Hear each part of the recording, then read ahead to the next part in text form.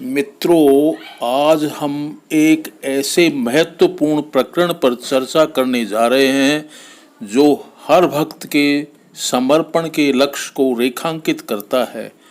वह है, क्या भगवान साकार है या निराकार या दोनों या इनसे विलक्षण। वैदिक एवं कबीरपंथी विचारधारा एक शोधपरक चिंतन। वैदिक से लेकर कबीरपंथी साहित्य पर्यंत अधिकांशतः काव्यमयी संरचना ही दृष्टिगोचर होती है। काव्य सर्जन काल में कवि ने कैसी सृष्टि की, उसकी विवेचना का सामर्थ्य उसके अतिरिक्त किसी अन्य का हो ही नहीं सकता। केवल मात्र कयास ही लगाया जा सकता है। यह अनुमान विवेचक की समग्र चैतन्य पृष्ठभूमि से प्रभावित हुए बिना नहीं रह सकता। साधारण विद्वज्जन की तो बात ही क्या है, गुरु पद पर आरूढ़ महापुरुष भी अपनी मान्यताओं से आबद्ध होकर ही उद्बोधन करते हैं। अब यह बात अलग है कि इन मान्यताओं के सृजन का आधार सूचनात्मक है या अनुभवजन्य। सर्वप्रथम हम प्रतिपाद्य विषय पर वैदिक साहित्यांतर्गत औपनिषदिक सामग्री पर आधारित विवेचना प्रस्तुत करेंगे। सर्वप्रथम हम भगवान की साकारता को सिद्ध करने वाले औपनिषदिक मंत्रों को लेते हैं।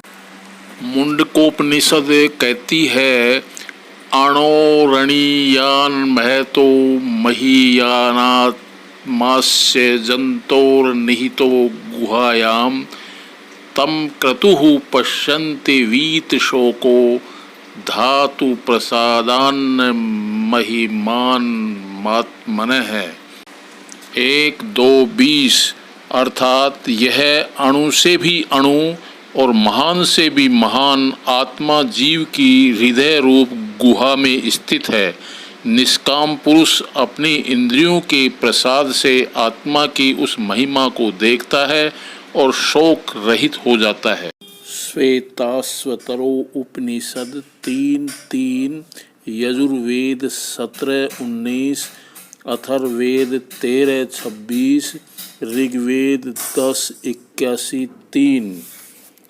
विश्वतश्चक्षुरुत विश्वतो मुखो विश्वतो बाहुरुत विश्वतस्पात् समबाहुभ्याम धमति सम पतत्रैर्ध्यावा भूमि जनयन देव एकः। अर्थात यह सब और नेत्रों वाला, सब और मुखों वाला, सब और भुजाओं वाला और सब और पैरों वाला है।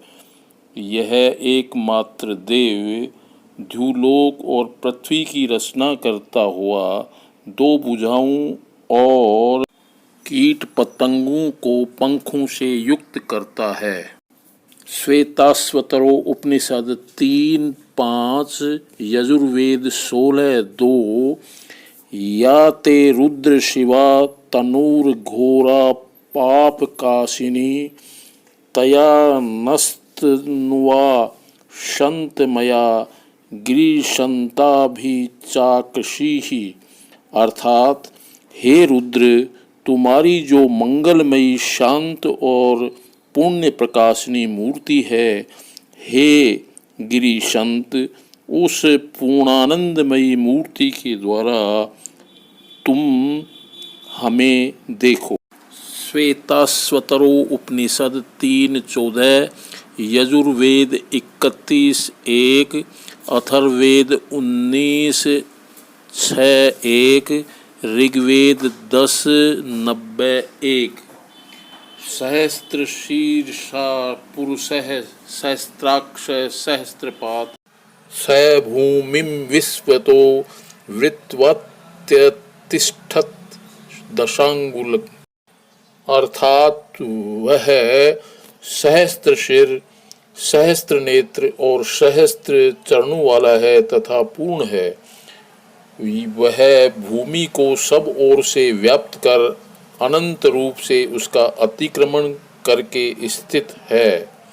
अथवा ऐसा अर्थ करना चाहिए कि नाभि से ऊपर 10 अंगुल परिणाम वाले हृदय में स्थित है।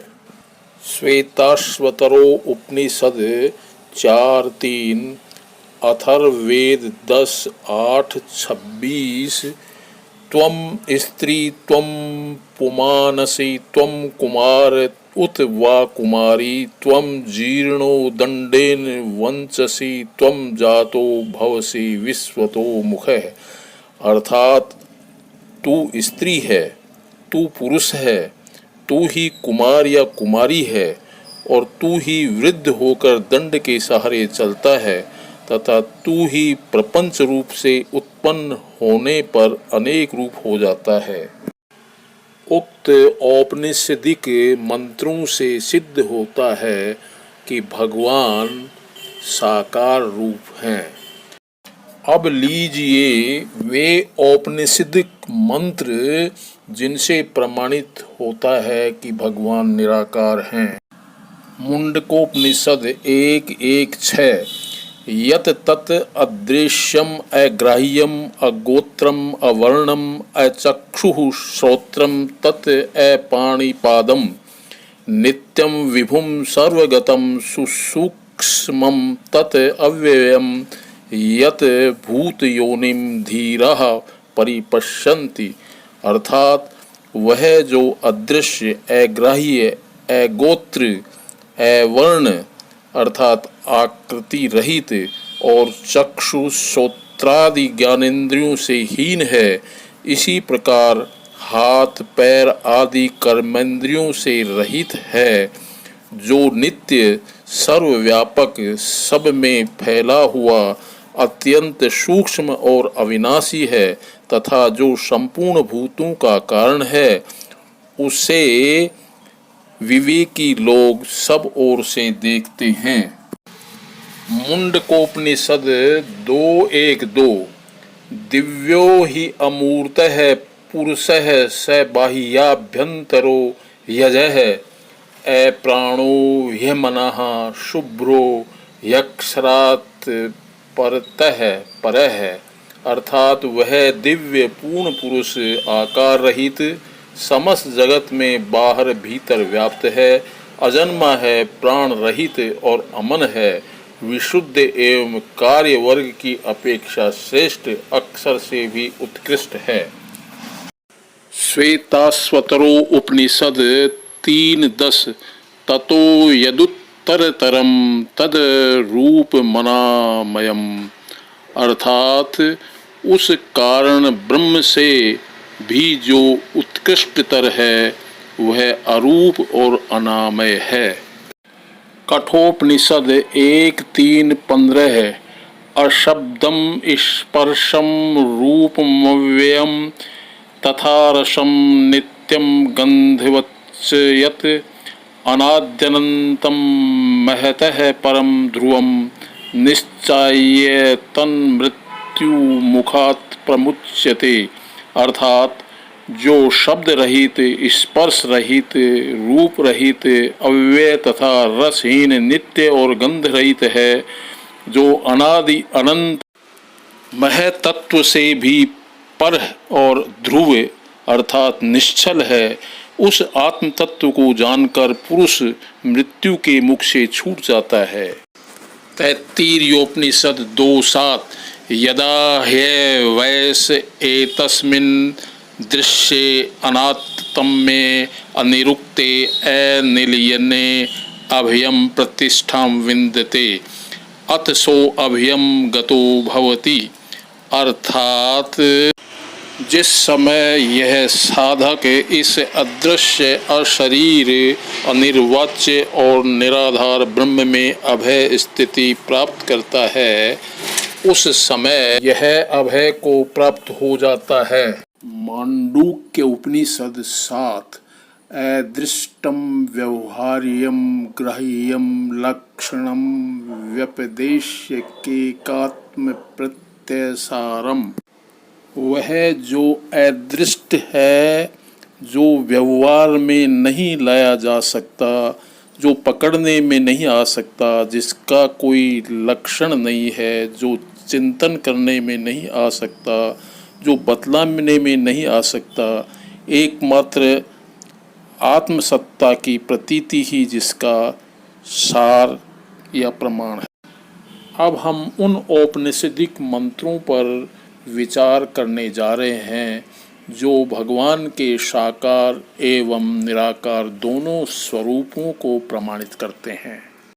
मुंडकोपनिषद 3:2-3, कठोपनिषद 1:2-23, नायमात्मा प्रवचनेन लभ्यो न मेधिया न बहुना श्रुतेन यमे वैश वृणुते तेन लभ्यस्तस्यैष आत्मा विवृणुते तनुम स्वाम, अर्थात यह आत्मा न तो प्रवचन से प्राप्त होने योग्य है, न मेधा अथवा अधिक श्रवण करने से ही मिलने वाला है।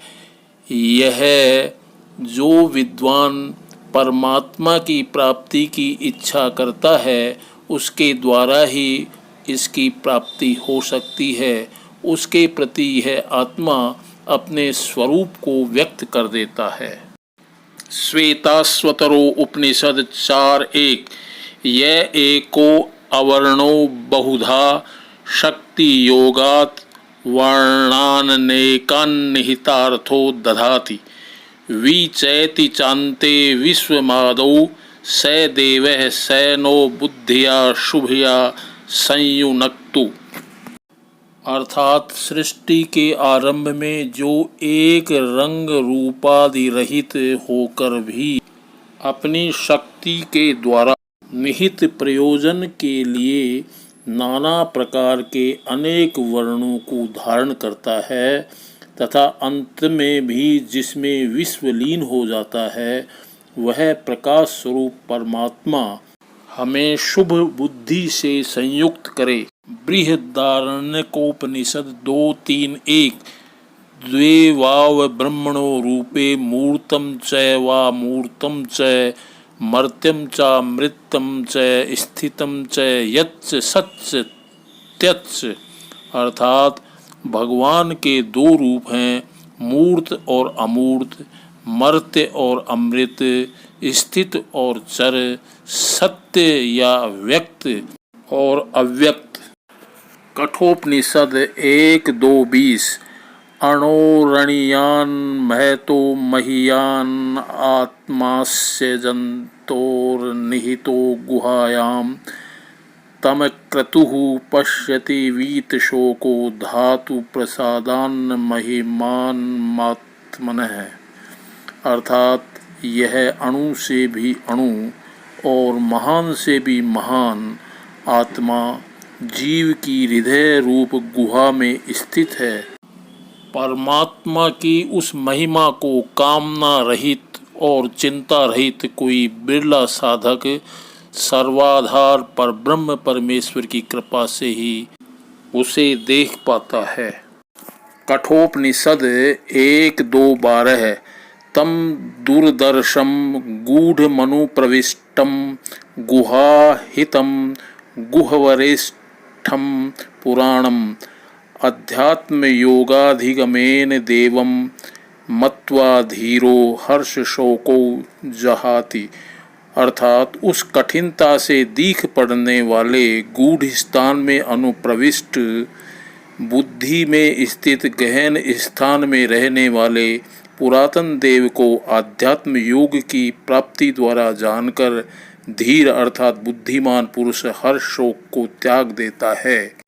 कठोपनिषद 1:3-12, एष सर्वेषु भूतेषु गूढ़ोत्मा न प्रकाशते दृश्यते त्वग्रय्या बुद्धिया सूक्ष्मया सूक्ष्मदर्शिभिः, अर्थात संपूर्ण भूतों में छुपा हुआ यह आत्मा प्रकाशमान नहीं होता, यह तो सूक्ष्मदर्शी पुरुषों द्वारा अपनी तीव्र और सूक्ष्म बुद्धि से ही देखा जाता है। अब हम भगवान के स्वरूप पर आदि जगत गुरु शंकराचार्य के विचारों की जगत गुरु कृपालु जी महाराज द्वारा की गई समीक्षा का संक्षेपण करने जा रहे हैं। कृपालु जी महाराज के प्रवचनों एवं उनके द्वारा रचित पुस्तकों के अनुशीलन से ज्ञात होता है कि उनकी विचारधारा विशिष्टाद्वैत एवं गौड़ीय दार्शनिक संप्रत्तियों से संश्लिष्ट रही है। वे ब्रह्म, जीव एवं माया को शाश्वत मानते हुए श्री कृष्ण को सर्वोच्च सत्ता बताते हैं, जबकि आदि जगत गुरु शंकराचार्य ब्रह्माद्वैत प्रस्थान को मानते थे। अतः उन्होंने एको ब्रह्म द्वितीयो नास्ति, ब्रह्म सत्य जगन मिथ्या, तत्वमसि आदि महावाक्य प्रस्तुत किए।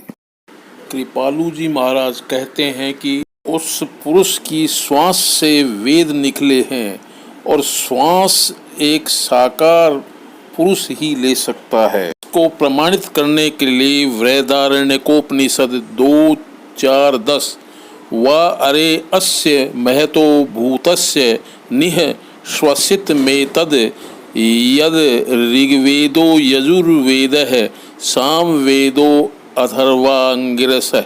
कृपालु जी कहते हैं कि ब्रह्म सूत्र 2:3-21 से 28 पर्यंत जीव को अणु माना, परंतु 29 में शंकर मुकर गए। नाणुरतच्छुतेरिति चेन्नेतराधिकारात् ब्रह्म सूत्र 2:3-21। इसके भाष्य में शंकर ने बृहदारण्यकोपनिषद 4:4-22 को उद्धृत किया है।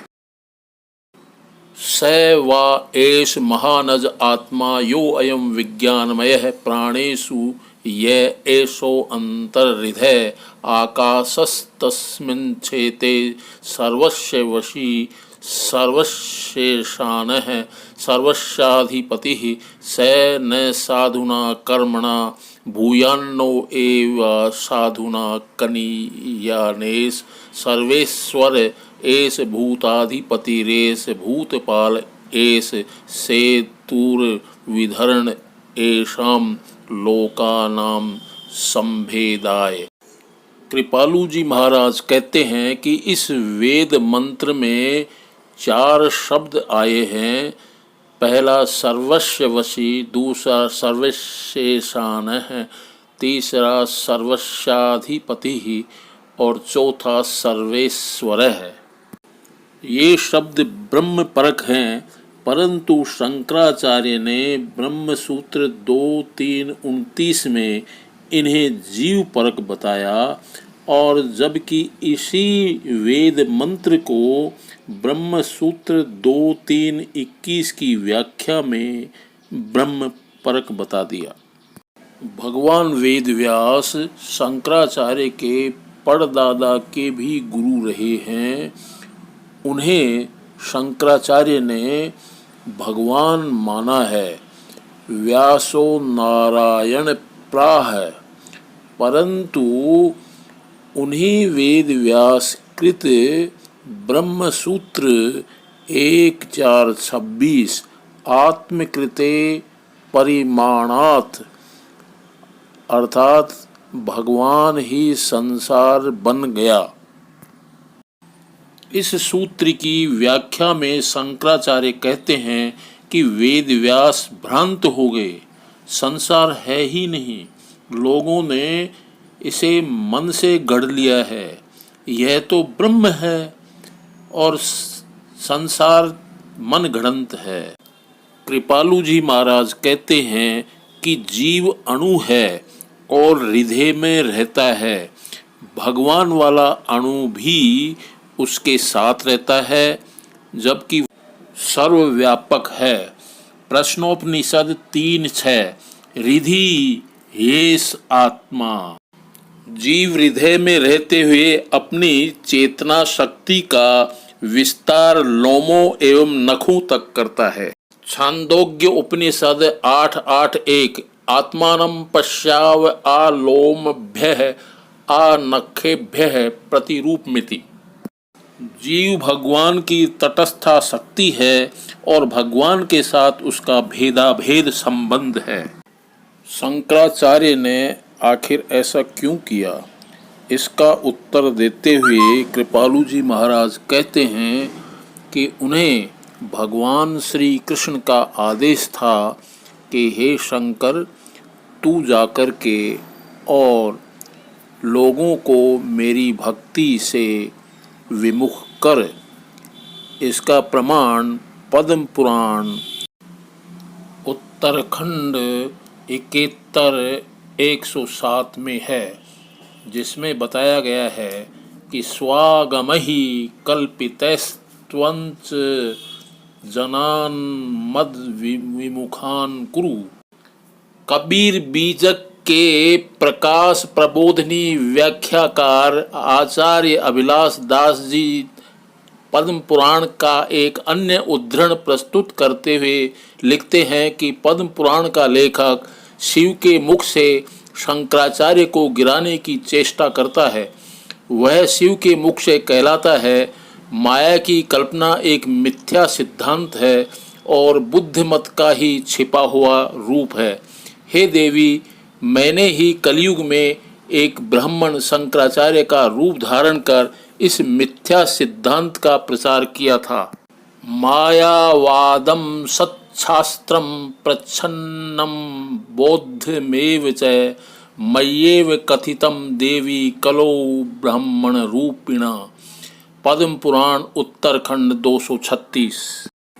पुनश्च महामहोपाध्याय डॉक्टर गोपीनाथ कविराज कृत भारतीय संस्कृति और साधना वॉल्यूम 2 पृष्ठ 215 संस्करण 1964 को उद्धृत करते हुए आचार्य अभिलाष दास जी लिखते हैं कि शंकराचार्य की प्रतिष्ठा कम करने के लिए प्रसिद्ध वैष्णव माध्वाचार्य के शिष्य त्रिविक्रम गृहस्थ के पुत्र नारायण ने मणिमंजरी और मध्व विजय इन 2 ग्रंथों द्वारा शंकराचार्य को महाभारतोक्त मणिमान नामक दैत्य का अवतार कहा है। महामहोपाध्याय डॉक्टर गोपीनाथ कविराज ने वस्तुस्थिति स्पष्ट करते हुए लिखा है कि ये दोनों ग्रंथ सांप्रदायिक विद्वेषपूर्ण तथा ऐतिहासिक दृष्टि से उपेक्षणीय हैं, परंतु प्रत्नतत्व की गवेषणा में किसी की उपेक्षा नहीं की जा सकती। अब हम कबीरपंथी विचारधारा पर आते हैं।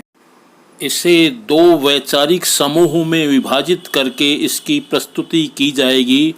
प्रथम 12वां पंथ तथा द्वितीय 13वां पंथ या मदनपति पंथ। 12वें पंथ में हम गरीबदासीय तत्वदर्शी जगत गुरु संत रामपाल जी महाराज की विचारधारा, जो स्वयं को संभवतः 13वां पंथी भी घोषित कर चुके हैं, और मदनपति पंथ में हम उदीयमान आचार्य नितिन साहिब की विचारधारा को सम्मिलित करेंगे। मित्रों, प्रत्येक व्यक्ति की अभिव्यक्ति उसके द्वारा बुने हुए वैचारिक प्रतिमानों द्वारा प्रतिबंधित रहती है। रामानुजाचार्य द्वारा प्रतिपादित विशिष्टाद्वैत में ब्रह्म, जीव और माया तीनों को शाश्वत माना गया है। इसके साथ ही परमात्मा के अधीन जीव और माया रहते हैं। रामानुजाचार्य की परंपरा में ही रामानंदाचार्य हुए हैं, जो कबीर साहिब के गुरु हैं। अतः तत्वदर्शी जगतगुरु रामपाल जी महाराज ने कबीरपंथी साहित्य एवं वेदों द्वारा विशिष्टाद्वैत को पुष्ट करते हुए पूर्ण ब्रह्म के रूप में कबीर साहिब को प्रतिष्ठित किया और उन्हें साकार बताया और सत्यलोक में निवास। रामपाल जी महाराज गरीबदास जी की वाणी को उद्धृत करते हुए कहते हैं, गरीब अजब नगर में ले गया हमको सतगुरु आन, झलके बिंब अगाध गति सूते चादर तान। वाणी जी पृष्ठ संख्या 31। गरीब हम सुल्तानी नानक तारे, दादू को उपदेश दिया जाति जुलाहा भेद न पाया, काशी माही कबीर हुआ। गरीबदास जी की वाणी, पृष्ठ संख्या 212।